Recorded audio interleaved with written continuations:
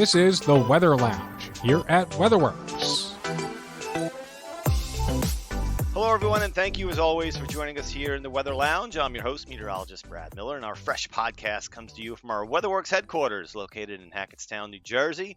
And joining me, as always, is my fab co-host, meteorologist Mike Mahalik. Hey there, Mike. Fab? Really? That's all you got today? I mean, what's going on, Brad? You're running out, I think.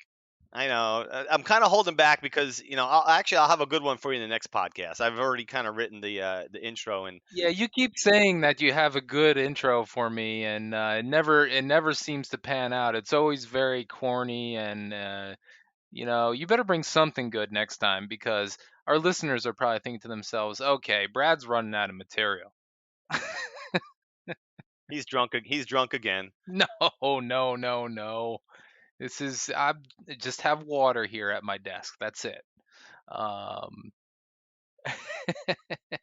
anyway, today's podcast is about a very popular sport that millions of enjoy around the world, and it's also probably one of the most frustrating sports that I can think of, at least as far as my game is concerned, and that's golf. Yeah, that's for sure, Mike. And I'll tell you, I've been playing now for over 20 years, and there are days I just want to walk off the golf course. There's days when you feel like you can master the game, and there's other days you just feel like I can't do anything right. But you know what they say, Mike, a bad day on the golf course is better than a day at work. I guess so. Uh, I've had really bad days on the course, Brad. I mean, You'd rather work though than play golf? I don't know. I mean, maybe, especially those days where the score's going over 100, and I don't know what to do with myself anymore, and can't seem to get anything working. Those are pretty bad days. I mean, I don't know. Maybe I'll just forecast a snowstorm uh, instead. But what if you actually work on the golf course? So every day must be a good one then, right? Yeah, well, that's very apropos, Mike, because that brings us to our podcast guest today. His name is John Topakas. He is a golf course superintendent at the prestigious Rockaway River Country Club in Denville, New Jersey, where my brother Lowell is actually the assistant professional there. So we thank John for joining us, and welcome to the Weather Lounge, John. Hey guys, how you doing? Great to be with you. That's yeah, I'll tell you, John. It's a great lead into golf and weather because, like we were talking before we actually started the podcast, is it goes hand in hand for you every single day. But give us a little background on you and where you went to college and how long you've been over at Rockaway River and where you've been before that. Well, I grew up outside of Philadelphia, and after high school, I went to Penn State. Graduated from Penn State. Mike's a Penn State grad. I can see his Oh yeah, sign there you in go. the back of it. Yeah, so I graduated from Penn State. I interned at Marion, and after graduation, I went and worked at Marion for 2 years. And then I came up to Bedminster and did a grow-in at a course called Hamilton Farm Golf Club Okay. in Bedminster, in Bedminster, New Jersey. And then after that, I went down to Matitaconk National in Jackson, New Jersey. And after Jackson, I came up here to Rockaway. I've been here 17 years, and it's been great. I mean, that's again, if you're from the Northeast, you're from the Philly, New Jersey area, there's some great courses that John just mentioned that he's worked at and interned at. I mean, Marion, of course, had the U.S. Open several years ago. I mean, every other course there you've mentioned, I mean, is prestigious in its own right. And there's some courses, here in the Northeast that everyone and Rockaway River, I'll tell you, it's an old course too, right? It's been around for over 100 years. Yeah, it's been here since 1915, and it's very involved in New Jersey State Golf Association, the New Jersey PGA. We constantly host events here for both organizations, and the membership really likes to give back uh, to the golf world and showcase their golf course. I wonder what is the oldest course in the United States. Do we know?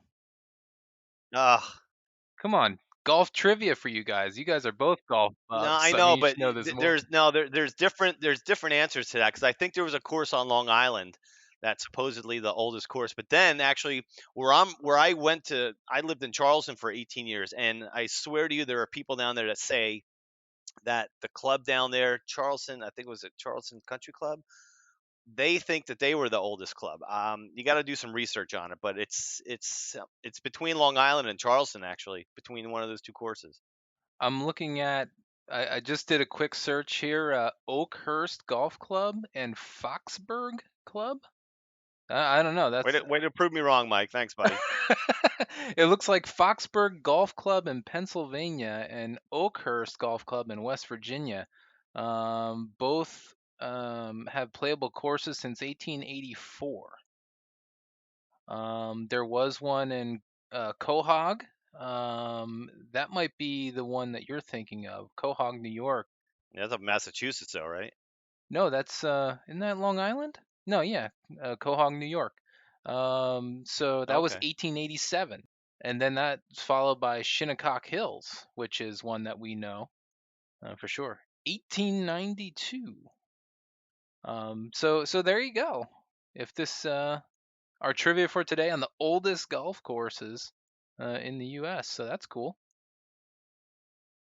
Well, it's been around a long time, that's for sure. And like John was just saying, Rockaway River since 1915. That's crazy. But all right, well, John, let's get into the heart of the podcast here. You know, we have you on because we want to talk about weather and, of course, how it you know how weather corresponds to golf and what you do every day on the golf course itself with the maintenance and the mowing and I guess just overall day-to-day operation. So talk about what you go through in the morning before you even start your day. So, as a golf course superintendent, the weather is plays an impact on every part of our decision making.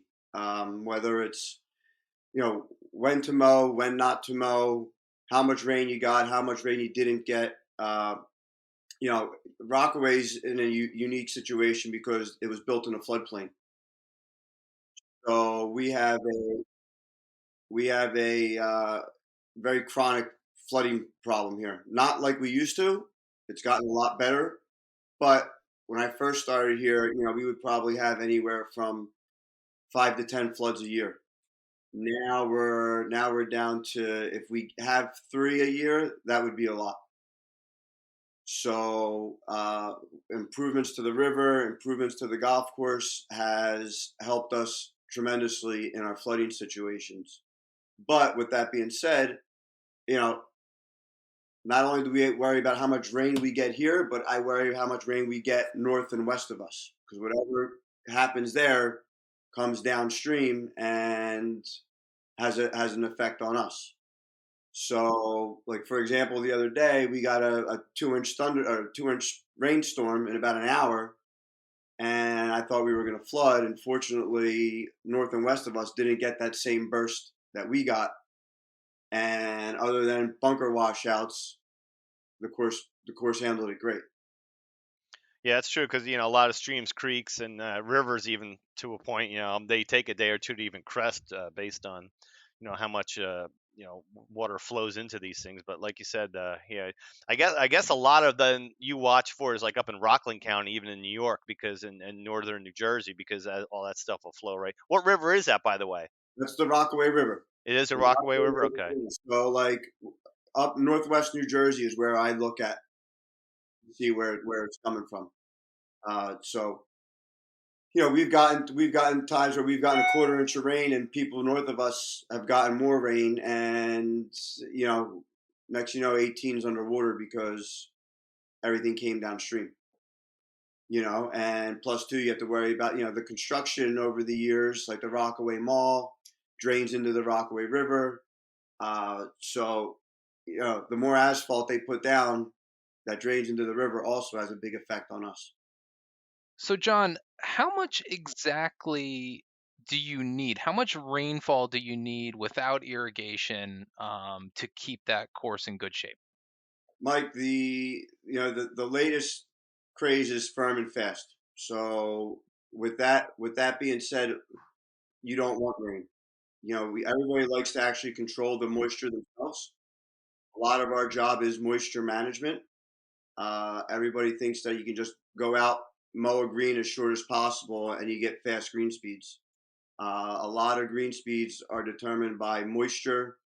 Um, it's not and firmness. It's not a fact of just going out and mowing the grass as short as you can.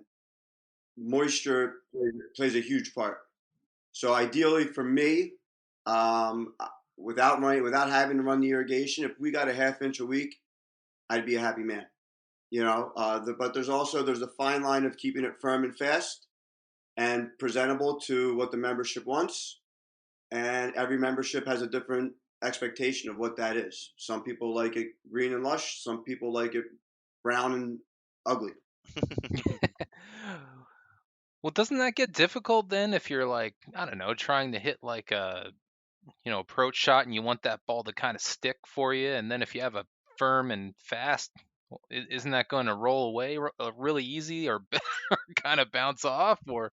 That's the thing. It plays into the difficulty as well. The better golfers want it as firm and fast as possible, whereas the higher hand, the higher handicappers, That's me. want the greens to be receptive and be able to putt them. Yeah, that's me. See, that's what I'm looking for. If it's too firm, I'm in trouble because I'm not good enough to have know that I'm putting backspin on the ball and then my shot's gonna land and do what it needs to do. I'm just trying to hit the green somewhere. You don't want the plug though either, and just in its own pitch mark. It goes in the pace of play. It goes in the pace of play as well because when when when people are taking 3 or 4 putts every green, it's a 4 hour round turns into a 5 hour round real quick. Yep. Mm, Yeah, you can't have the right. greens, that fast. Well, yeah, we'll talk about the Stimp Meter and things like that in a few minutes. But John, I was in the golf business for a while too, and I not in the super or not in the maintenance side, but I knew enough superintendents in my time too. But I guess what I basically would figure out was they liked it dry before too wet because you can control when it's dry you control the adding the wetness part, but when it gets too wet obviously you can't do anything about that. Very true. And that's especially here with the flooding issues. If we get a flood in July or August, we're done. I mean, the when you get all that moisture saturating your root zone, water is one of the best conductors of heat. So when you get all that rain and you get a 95-degree day and that soil's saturated, all it does is your roots are fried. Wow, I And never then thought about that. next thing you know, oh, the grass looks great today. And then next thing you know, tomorrow, you're wilting like crazy because your roots just got decimated they got fried. They're gone. So, um, you know, all superintendents would much rather control the water than have Mother Nature control the water. I never thought about that. What's going on underneath is what you're more interested in versus what it looks like on top. Of course, it looks great on top, but what's going on underneath, and with the soil. And now, talk to us about that. I know other times I've had superintendents also. They would take like soil samples and send them to like Clemson or something, I guess. Yeah, there's a lot of different places you can send them to, but that's the thing too. Your grass might not look good, but it can be super healthy. you know, and that you take your soil samples to know what's exactly in the soil bank.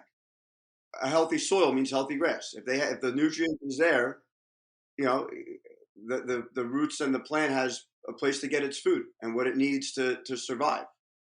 And you try to by keeping it dry, and also there's a fine line there too. Dryness and how much nutrients is in the ground is important because the more nutrients it has, the faster it's growing, and that's also a huge effect of green speed.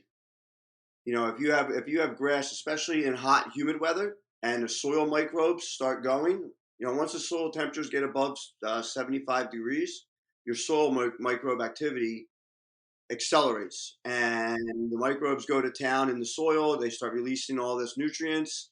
The plants start absorbing it, and you'll see you cut the greens in the morning on a 90-degree humid day, and by lunchtime you're like, did we cut these? Because they're rolling a foot slower than they were this morning. So you have to, nutrient management plays with that. The soil samples is the baseline of what you apply throughout the season. If you're deficient in calcium, if you're deficient in nitrogen, or whatever the cases may be, you base it off those soil tests. So this is all the good nooks and crannies that a lot of folks don't understand. With I'm just and you wonder why greens fees are $100 at public golf courses, and because this is the kind of stuff that it takes. I mean, this is the nuts and bolts of what keeps the courses in good shape. I mean, all this. It's not just watering and No. and cutting it. You know what I mean? There's a lot more involved. Right. Here. Now, John, is there a certain like temperature range that you consider ideal for your golf course? Yeah, that's a tough question. To be honest, a 75 high and dry day is a lot more difficult to keep the grass alive than a 90-degree humid day. Right? When there's 0% humidity and high dry skies, I mean the grass, it just dries out. Whereas when you have a 90-degree day and a high humidity, there's moisture constantly around the plant that other than disease, you're not really worried about much moisture because the moisture is surrounding the plant. So, a lot of times people are like, "Oh, you're loving this weather today," and I'm like, "Well, it's 25-mile-per-hour winds, 75 degrees, and high skies. You know, it's you have to be on your toes. It's for our body, it's great, and it's great for the plant as well too. I mean, the plant definitely doesn't like a 90-degree day with 90% humidity, but as far as keeping it alive, it's those high dry days are tough. So basically, you're constantly adjusting what you're doing, you know, based on the forecast is what I'm getting. Mike, when I tell you, my wife jokes all the time because all I do is look at the weather. Like take yesterday for example. Yesterday was, I thought for sure we were getting afternoon storms. So we go out.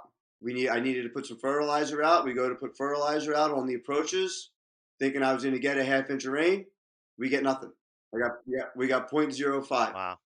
So it's everything we do is weather based. It even seems like, even if there's a change during the day that you might have to make an adjustment, even if it's like, okay, winds in the morning are 5 to 10, but then they start gusting to 30, in the afternoon. It almost seems like you'd have to adjust for that too. At 100%. And also too, it's like you look at the winds. Like if it's a windy day, we can't spray, or you can spray, but you're not getting the coverage you should be getting, and your operators are getting covered in chemicals. So before you write up that spray sheet and get the spray tanks ready, you're looking at wind levels throughout the morning.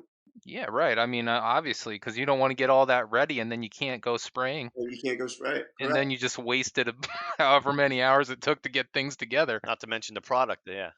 Yeah, and plus too, if you're there's some chemicals that need to be watered in. So a lot of times it's great to say, okay, like a wetting agent. We use products called wetting agents that actually, what they say is it makes the water wetter, and it actually helps the soil hold that moisture. So it's always great to do that in the rain. If you see rain coming, a lot of times we'll load up the sprayers. We'll get our wetting agent in the tanks. We'll spray and let the rain take care of it. A lot of herbicides like your preventative crabgrass needs to be watered in. So timing plays a huge role in what we do, and if you can time it with Mother Nature, it works out well for you. And then not only to mention the playability of the course then too. I mean, when you have too much rain, then of course the membership, I'm sure they don't like it when it's car path only, but you got to do what you got to do. And you can't have carts out there, leaving ruts in the fairway and things like that. And you hate to go to a golf course and you don't want to go out to the fairway, but if it's got 2 inches of rain the night before, the course is fine, but you got to keep the carts on the path. Yep. And that's it. Or you get 2 inches of rain and it stops at 6 o'clock and the first tee time is 7 o'clock and they want to take carts out, So that's another balancing act. You have to be able to figure out where you can draw the line between keeping the golf course in the condition that the membership would like, or it doesn't have to be the membership. It could be a public golf course without causing the damage that's going to affect the playability. Yeah, I think it's important that people understand all that you're doing to keep that course under control because, you can only do so much, when it comes to the weather. Like you said, if it was just pouring overnight and you have a 7 a.m. tee time, it just stopped raining, there's only so much you can do about it. And I know there's probably a lot of people that might come to the course and go, oh my God, it was so wet and terrible. Like, what is going on here? It's like, well, you got to think about these things a little bit. There is so much to keep that course tip top shape.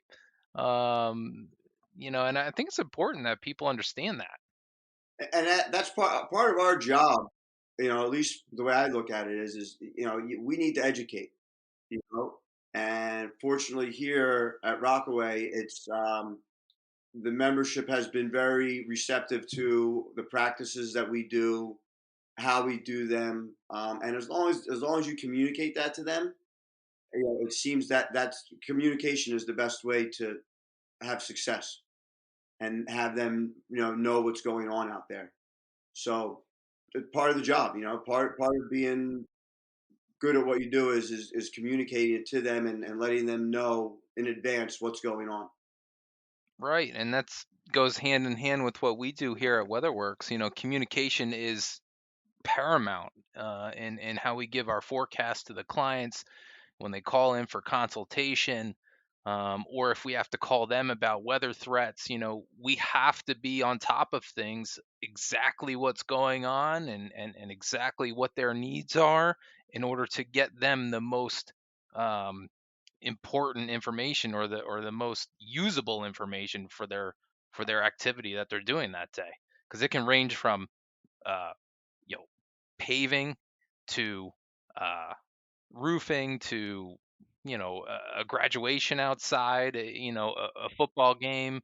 you know it can be all kinds of different things. So yeah, that's one thing that we try to do with our meteorologists. We try to really have them understand the different needs of our client base so that we can give them the most useful information. So, John, this is, of course, as a superintendent, your time to shine, let's say, is basically what, April through October here in the Northeast. So, day-to-day operations, of course, it changes with the weather. It changes what you have to do. You got tournaments, you got outings, and blah blah blah.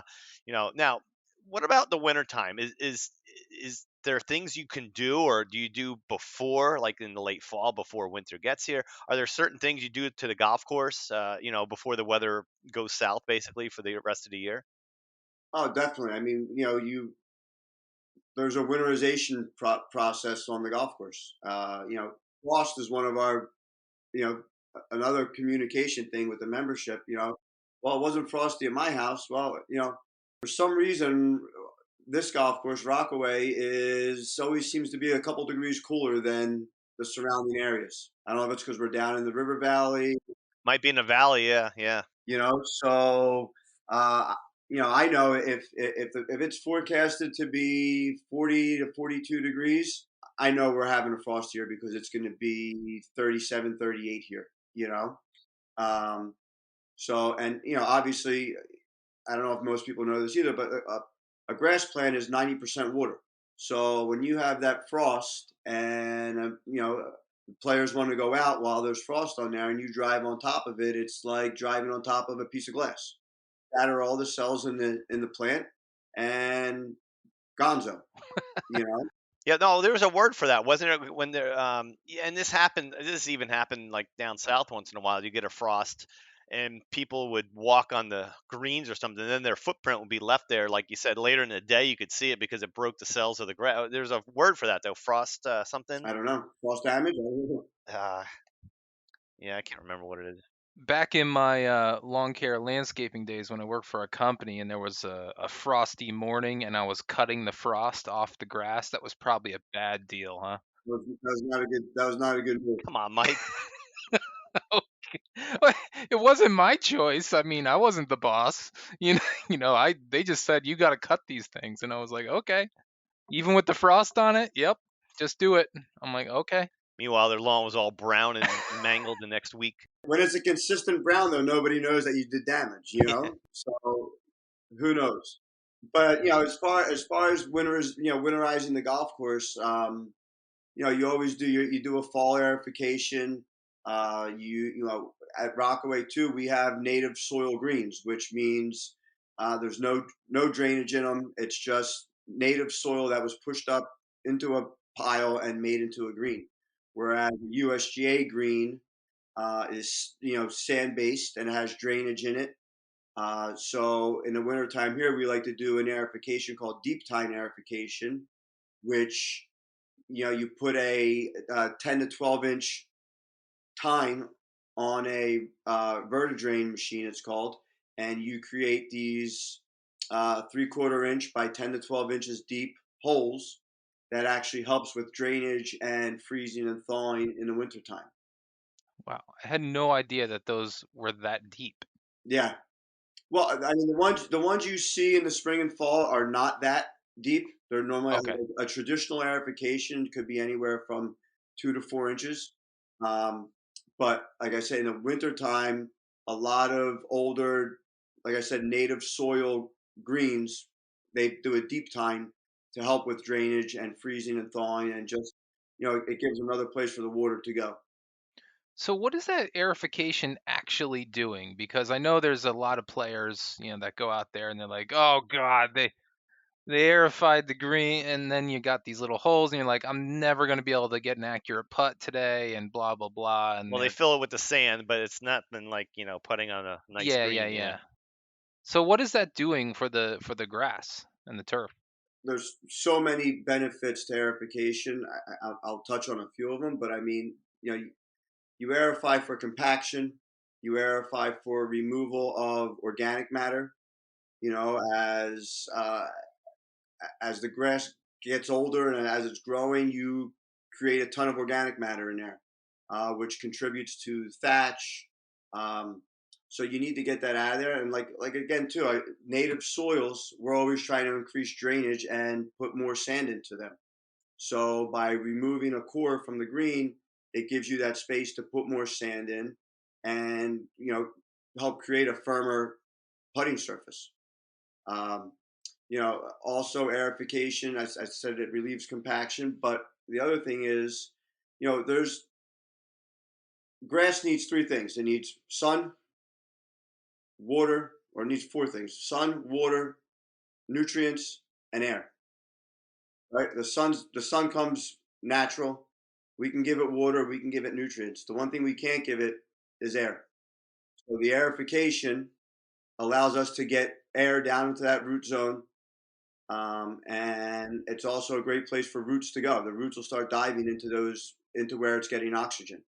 So, you know, typically we like to aerify. We aerify about 4 times a year here. We'll do actually more than that, but we do an aerification in the spring, an aerification in the fall, and that deep tine aerification early, end of November, beginning of November, middle of November.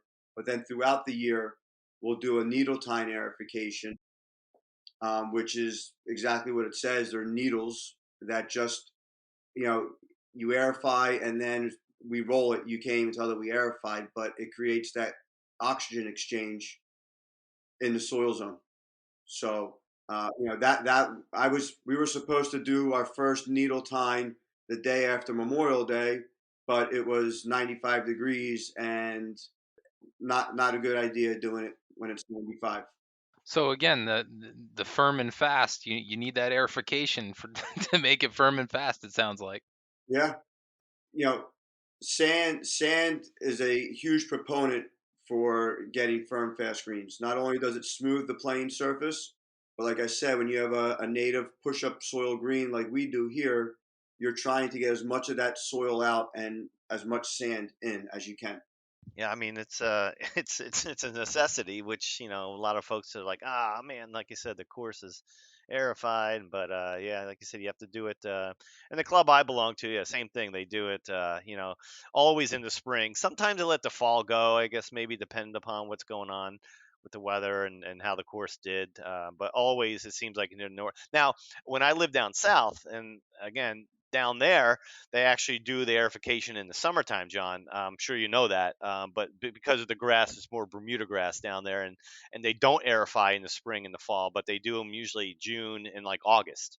And they do a lot because of the Bermuda grass. They have to do a lot more verticutting, which Correct. we do a lot of verticutting up here. But that Bermuda grass grows so It does, aggressively. yeah, yeah. You need that. It creates a lot of thatch. So I was gonna say the verticutting removes a lot of that thatch. and the green, if you're down grain, it could be rolling, or the stimp meter. We'll talk about that in a minute. Could be stimping at like 12, 13, but going against the grain, it may be like 6 or 7. So what does that mean, verticutting? Verticutting means a lot of the Bermuda grass, bent grass, it grows vertically. So, also with green speed, you want the grass blade to be standing as upright as possible. The more grass you have laying over also affects the green speed. So, verticutting eliminates that laying over and that lateral growth and promotes the grass to grow more upright.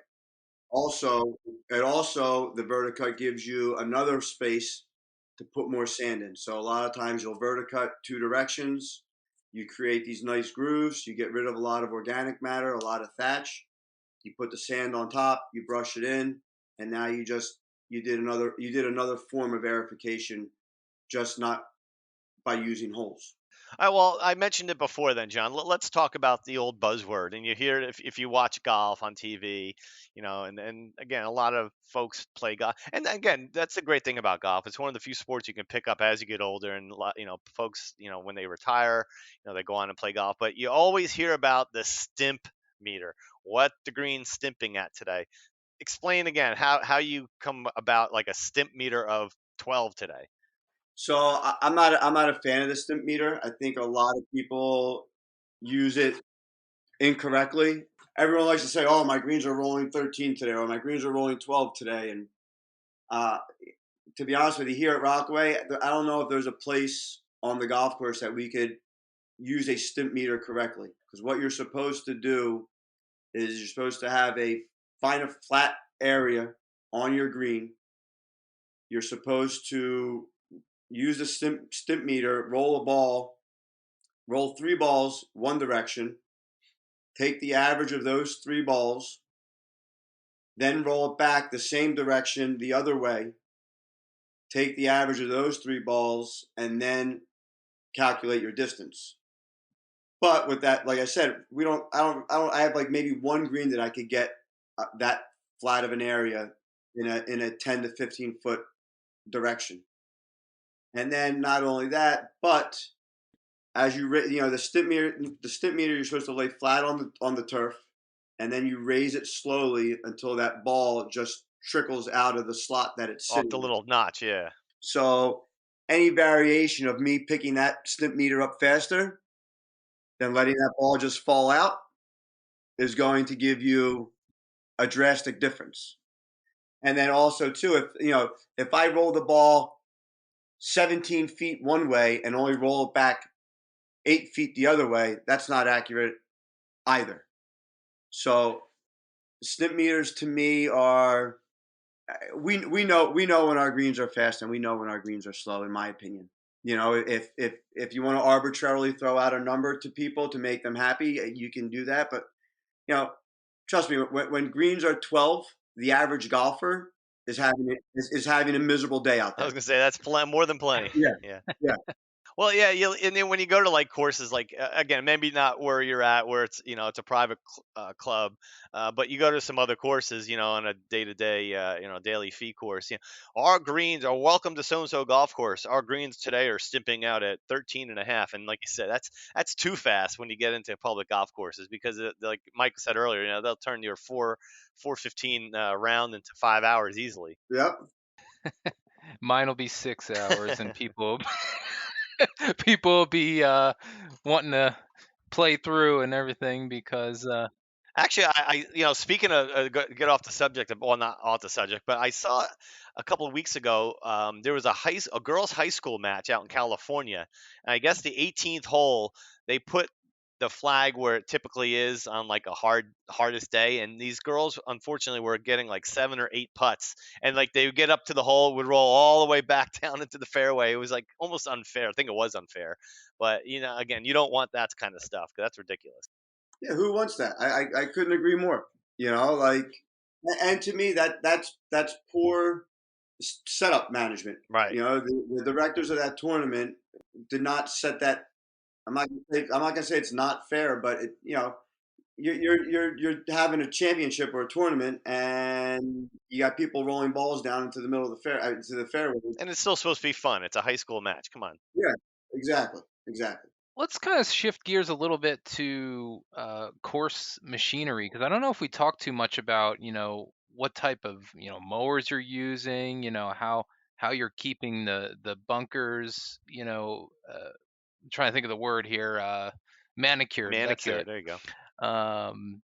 Rollers, etc. Like, well, Don't say sand trap, Mike. Don't ever say sand trap, by the way. I didn't say sand trap. I know you didn't. I'm just saying it's a. You said sand I know. I'm trap. saying, but it's everyone. It's an old school term. Everything's bunker these days.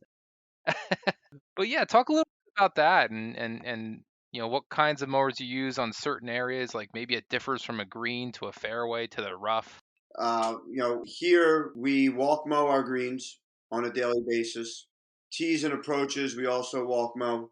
Fairways are we have riding mowers for, and there's a couple of reasons why. Obviously for time you use the riding mowers, but with the undulations and stuff on the greens, walk mowing is the least creates the least mechanical damage, which with weather, with the rain, with moisture, mowing wet, in my opinion, is probably one of the worst things you can do to a plant. So, back to, everything we do is based on weather.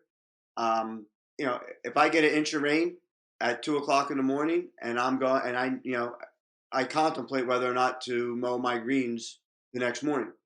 And also, too, with that being said, the mowers also have different rollers on them. There's a grooved roller and there's also a smooth roller. The grooved roller is almost like you ever see like a Norelco commercial where it's like the lift cut method. That's what a grooved roller does. Whereas smooth roller, you're almost just laying over what's on top and cutting it. But the groove rollers are way more aggressive than the smooth roller. So a lot of times, spring and fall, we'll use these grooved rollers on the greens mowers, and then in the stressful times of the summer, you go to a smooth roller. It's less aggressive and less abrasive to the greens. I think everybody would agree that mowing wet grass, even it's just the worst thing. I mean, yeah, you say from a plant standpoint, but even trying to make something look nice, with wet grass becomes extremely difficult. In those situations where you have wet grass, I mean, what do you do about it? Do you just not mow that day, or do you have a method to kind of get around it, or Mike, it all depends. Like spring and fall, you can get away with mowing wet. When I say wet, I don't mean like we mow the plant's always wet. As far as like if mowing with dew, Yeah, I was gonna say, what about the dew in the morning? I'm not talking about mowing with dew. I'm talking about saturated, soft soils, and when that mower digs into a side of a side of a mound on a green or whatever, you know that could have detrimental effects 2 3 days down the road. You know, if it's when it's July and you get a rainstorm and you mow and you create mechanical damage, I mean, it's way different than cutting in the spring and the fall when the temperatures are on your side and you mow wet. You'd be amazed how many times people will mow wet turf, and I've done it. You mow wet turf today, and then all of a sudden, a week or two later, you start seeing that grass decline, and you're like, "Darn it! Why did I mow last week? I knew I shouldn't have done it, and I did it anyway." That's the that's one of the things people don't realize, that the decision making that we do, might not affect you today. It affects you a week, 2 weeks, 3 weeks down the road. And one of the things you always try to explain to people too is that the golf season, it's a marathon. It's not a sprint. So sacrifice slow greens today, or sacrifice unmowed fairways today, so you have them you know in August, at the end of August. Again, it goes back to moisture management, and basing your decisions on how much moisture is out there and what you're going to do to the plant is huge. So when you get into the bunkers, I mean, they get washed out sometimes. Like I said, do you have drain it? Do you pump them out if there's a lot of rain, or you just kind of let it just dry out on its own? So fortunately, in 2019, we did a whole course bunker renovation. We went from bunkers that were pretty much just holes in the ground with no drainage to beautiful bunkers with drainage in them, and it's life changing. Take for example, I told you, like, this past Saturday we got a 2-inch rainstorm. We were able to have all the bunkers raked and playable with no standing water in any of them by 9:30 in the morning. Our old bunkers, we would have been here all day getting them playable. So, and too, the evolution of the bunker, I'm not a fan of. I think we've taken these hazards, or taken this part of the golf course that was meant to be a hazard, into something that's better. Most people rather hit out of a bunker than hit out of the rough. Sure. Well, yeah, especially and tour pros, especially, yeah. Especially. So it's I think we've totally taken what a bunker was meant to be and made it into something that is what the golfer wanted it to be. Like back in the old days, they built golf courses and everything drained into the bunkers. That's what they were there for. It was there to take the surface drainage off the greens. So now it's evolved into a safe zone, more than a hazard.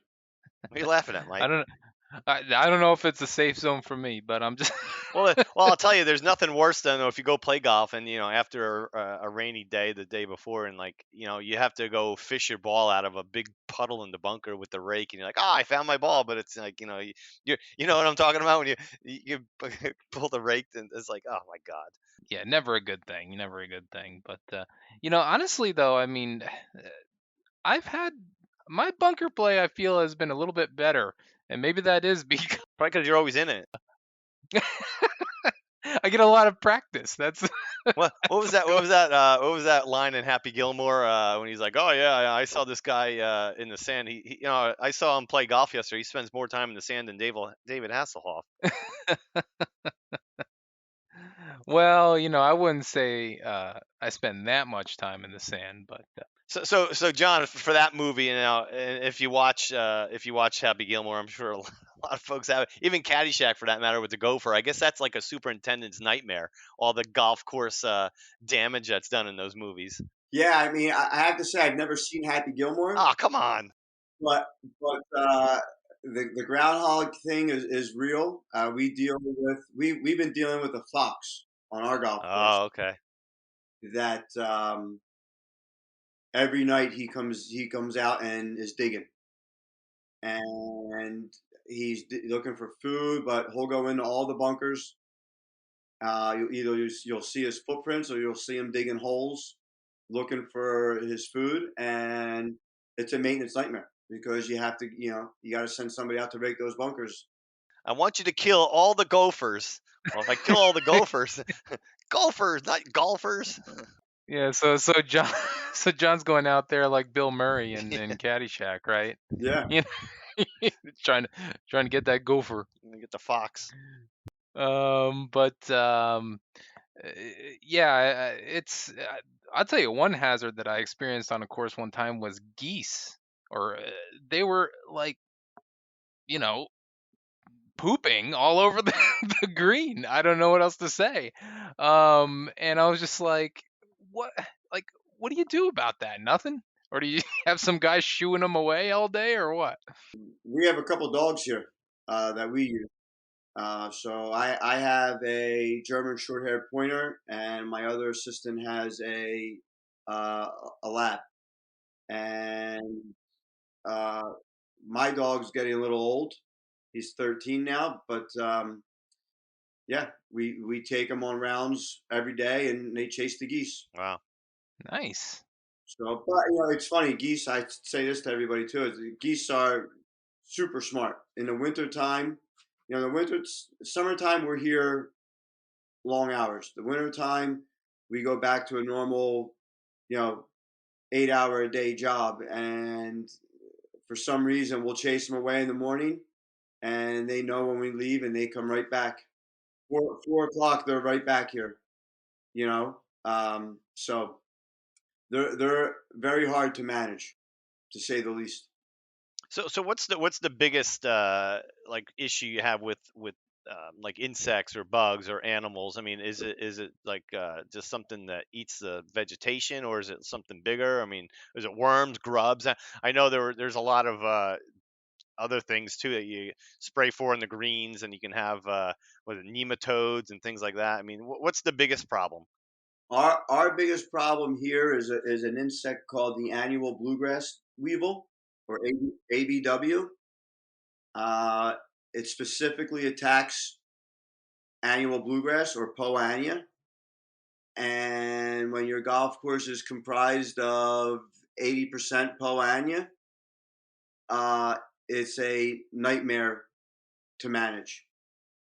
There's 5 different instars of them. They're constantly at different stages. You try to go out in the spring and get the adults so they don't lay any eggs.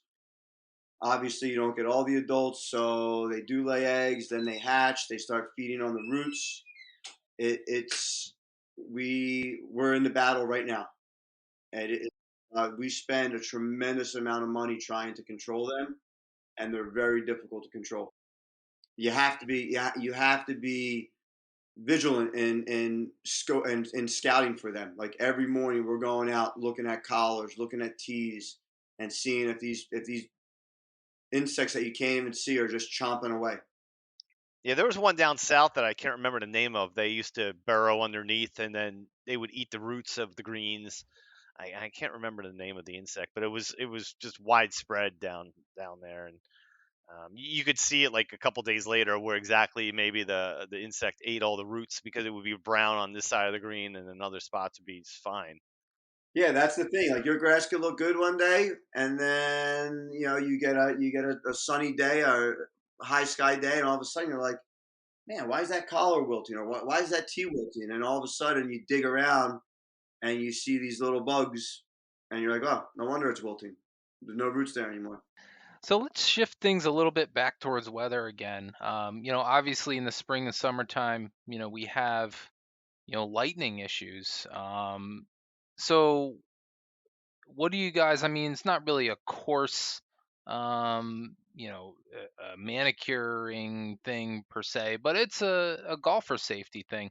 Do you have certain things at the course that help out with lightning? Yes, we have a lightning detection system that will go off when lightning is in our area. And then also too, we have the golf shop. Between the golf shop and myself, we have a weather service here that tells us also when lightning is in our area, and the sirens will go off, and we get the golfers off the course as fast as we can. Now, do they listen all the time? Not so much. So it's sometimes you got to force people off the golf course because it's never going to happen to them. Yeah, I gotta say, even as a meteorologist, I was stubborn on the golf Yeah, that's course. right. You told us that story, Mike. Tell us again. Oh yeah, The Penn State story, right? yeah, I was at Penn State and I was still going to school there, and I don't know which course. I think it was the white course I was playing. And I was somewhere on the back nine. Thunderstorm came in, and I'm going. I should really head back to the clubhouse, but I got a good round going. you know. Again, the Caddyshack reference with the minister or whatever. Yeah, exactly. So I didn't want to go in right away, and I was so stubborn. I don't know. I think I ended up like going into like a little shack or something that was on the back nine, and I don't even know. Just to stay out because I want I wanted to continue that round, and I was sitting there, and lightning's cracking all over, and I got trees all around me, and I'm just like thinking to myself, I'm in the exact worst place, or worst place that I could be in, for lightning danger, and I'm sitting there thinking like, here I am, a meteorology student in the worst place, you know. What not to do in a thunderstorm? Yeah. Yeah, I should have took like, a video or pictures, but I think that was before smartphones. Um, Well, we're pretty bad culprits of it too because we do a lot of hand watering here, uh, and that's for those who don't know. It's we don't run the sprinkler heads as that much during the day. So if stuff needs to be watered during the day, we pull our hoses out, we hit them with hoses. But you know, we always say the hose gods, the thunder and lightning, we don't go in until it starts raining because just because it's thunder and lightning doesn't mean that rain's coming. But so we don't come right in either when the sirens go up. That's true. But we've all done that. I've been on the course too, and I don't think the lightning's a little bit. And then when crashes by, you're like, all right, time to go in. But all right, well, let's as we're getting towards the end of the podcast here, John. Let's give you a couple of simple questions here. What is the most difficult part of the golf course to maintain? The greens are, that the greens are what we get paid for. So that's the hardest thing to maintain. Yeah, and I guess that's the most time consuming for everybody, and not only now, is there ever a time when you mow them twice in a day? I mean, with the tournament, or is it just because, like you said, it's growing so fast sometimes? Oh, absolutely. As far as the growing part goes, we have that under control. But like we'll have the state amateur. We're going to be hosting the state amateur in the middle of July, and we will probably double cut and double roll in the morning, and then depending on um, the New Jersey State Golf Association, and depending on the setup guy, we'll see if we mow again that night, or if speeds are okay, that we can get away with just doing the same thing the next morning. But double cutting is a common practice that's not uncommon. We've gotten less. We've been doing it less because of mower technology. There's mowers now where the blades are spinning so fast it's almost like you're double cutting them, even though you're single cutting them. Yeah, I mean the greens are is where we put you can go to a golf course and the whole course can be in bad shape, but if the greens are fast and in good shape, everyone walks away and say, "Man, that course was awesome." You know, it is true.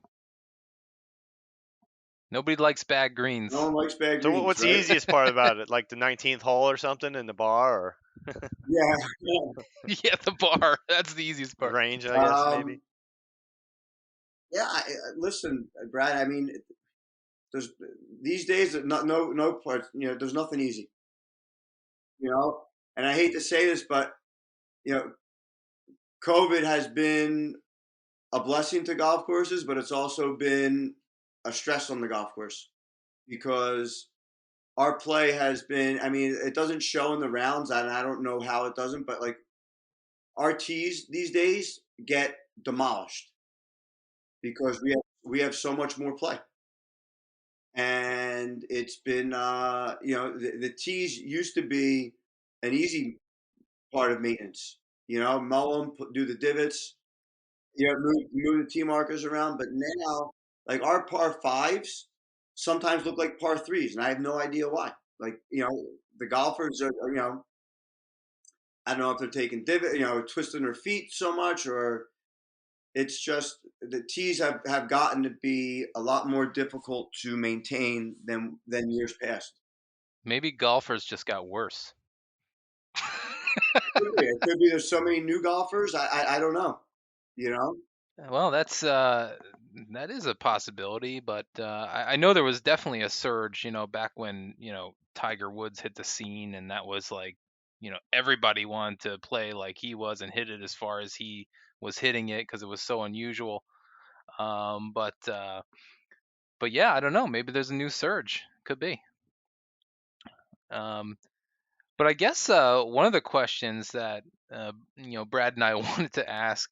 Now I guess keep it PG here, but what's the oddest thing you may see on the course out there, or have you experienced? Keep it PG. Yeah, it doesn't even have to be the Rockaway.